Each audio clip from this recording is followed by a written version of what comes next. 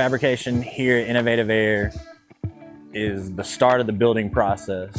So we take the jobs that engineering designs, we break down the assemblies, we program the parts, we cut the parts, we bend the parts, and then send the parts off to production.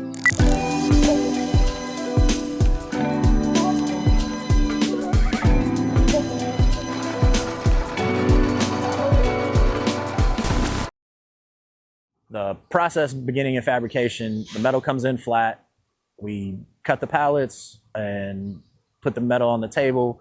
I'll program the units, and once we're done programming, I send it to the punch. Then we start cutting metal.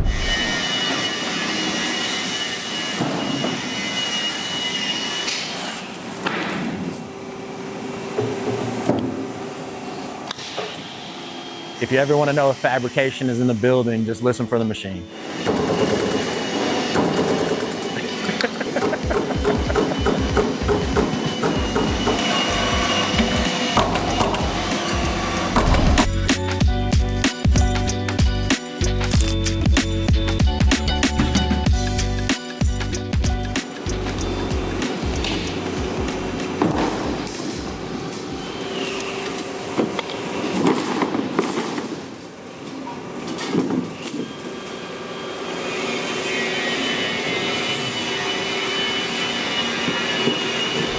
The most common metal that we use is galvanized, so that way we don't have to paint it and we can get jobs out quicker.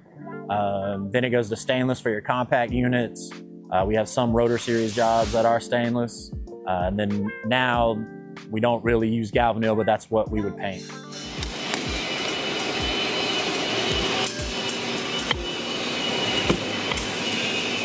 The best part about working in fabrication is every job is a little different, so you always have to be on your toes. You always gotta be aware and observant, and it changes from job to job. When we have larger jobs, it takes two of us to bend them, sometimes to pick them up. We have to work together and make the jobs easier when they're bigger. For somebody that wants to work in fabrication, you always have to be observant and aware. Cuts happen. You're working with machines. You always have to be aware where your fingers are, wearing your gloves. Cut resistant sleeves help. If you're grinding parts, you got to wear safety glasses.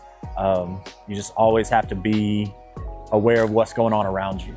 Without fabrication,